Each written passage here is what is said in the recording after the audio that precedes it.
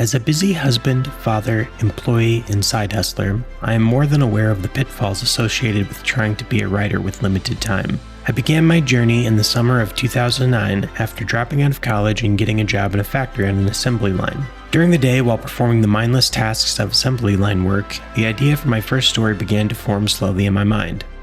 It took me almost 8 years to finish the first draft of that book, and while I am immensely proud I finished it, the manuscript is terrible. Why did it take me 8 years?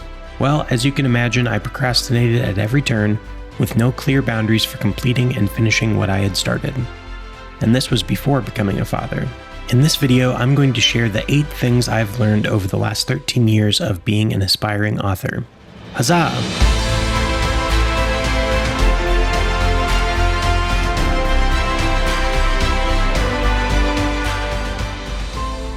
Number 1. Find your time. The number one thing on this list is finding your time. Whether it's morning, night, or afternoon, you have to know not only when works best for your schedule, but when your mind is most primed for creative writing work. Personally, I have found my brain is best primed for creativity in the early mornings of the day, and I am mostly useless in the afternoon. And at night, I just want to watch TV or read. I wake up every morning around 3:30 a.m., which to most people sounds crazy, but as someone who is a full-time work-from-home employee, while simultaneously a full-time stay-at-home dad, waking up to get 4 or 5 hours of work in for myself and my job is crucial to daily success. Of course, I don't recommend this for everyone. Everyone has different schedules, commitments, and environment. The point is, this is what works really well for me. Find your time and stick to it. You might find you start completing the stories you start. Number 2, get your family on board. After finding your time comes the second thing on this list. Get your family on board. From your spouse to your kids, make sure everyone knows this is not only something that is very important to you, but something you will be setting aside regular time for, and you don't want to be distracted during this time.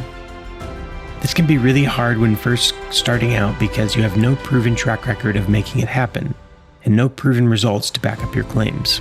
But as you begin to stick to your regimen of writing consistently, your family may not think you're great at this new hobby, but they will at least get the memo that this is something you are going to spend time on. The larger the family, the harder this will be, but getting your family on board is crucial for success. Don't hide it from them, and don't try to squeeze it in when you have time. Tell them it is important and then commit to getting it done. Number 3, back it up. Once you've gotten your family on board, it's time to back it up. Get the work done and commit to creating results. Your family and spouse specifically won't tolerate your new hobby for long if you aren't actually doing it. If you are taking time out of your day and time away from your family to do something and then you don't do it, it is a recipe for disaster, and they will quickly stop respecting the boundary you said was important.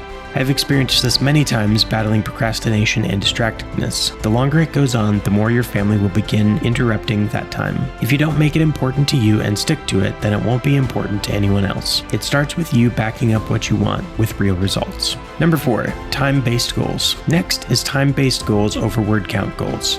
This is a habit I've discussed before in my video on 5 best-selling habits, where we talked about the habits of best-selling authors. Learning to have a time-based goal instead of a word count goal I've found is much easier to stay on track with your writing, and in my experience has led to much higher word counts per day. The reason is some days you write, you have it, and some days you don't.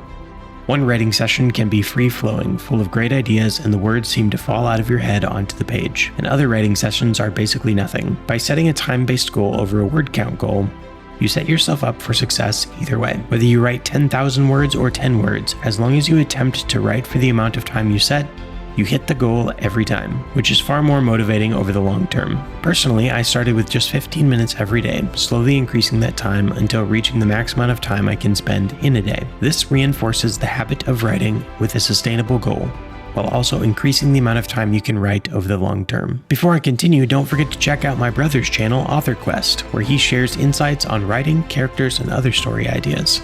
Make sure to subscribe and tell him I sent you. Huzzah! Number 5, read your stories to your kids. Reading your stories to your kids is a great way to keep your family engaged in your writing. As long as your stories are age appropriate, use your own stories as bedtime stories for your kids. This can help keep your kids bought into the idea of you writing stories, but it has many other benefits. 1, it allows you to practice and get over the fear of sharing your work with a low-risk environment. You aren't at a library or a book signing or putting it online. You're just reading to your kids in the privacy of your home. Second, as you read, you can find mistakes, iron out sentences, or have new ideas for your stories. Rereading your works is crucial to finding out the things about your stories you didn't see the first time when you wrote it. It's the beginning of the editing process. If you're going to have to do it anyway, you might as well do it while including your children in your dream of becoming an author. Number 6. Build an environment of creativity. Reading to your kids also has another great benefit which will help you on your author journey. Building an environment of creativity in your home is, I believe, essential to becoming a great writer. Not only will your family benefit from producing their own creative projects, they will also develop the mindset of allowing you to work on your own. By everyone giving each other space to work while also having times where you come together and talk about what everyone is doing, the task of writing becomes a family activity and not just a solo enterprise. This helps you not only get more done, but also helps the task of writing not feel so isolating. Number 7, ask your family for ideas. Asking your family for ideas, especially your spouse, can seem really intimidating, but you might be surprised what you learn. We all have fears that what we are doing is no good, or that we can't actually write the story we desperately want to write. By sharing with your family, you may discover your writing is actually pretty good, and that others find what you do enjoyable or even riveting. You may also discover the areas that needs lots of work, or they may have tons of ideas which may spark new ideas in you, ultimately making your story even better. Whatever you learn, you can't learn it without sharing, and your family is a great place to start. Number 8, the spouse test. This is the holy grail of readership testing, the spouse test. The spouse test is simple. When your spouse reads the story, are they captivated, sucked in, or just can't put it down? If so, you passed.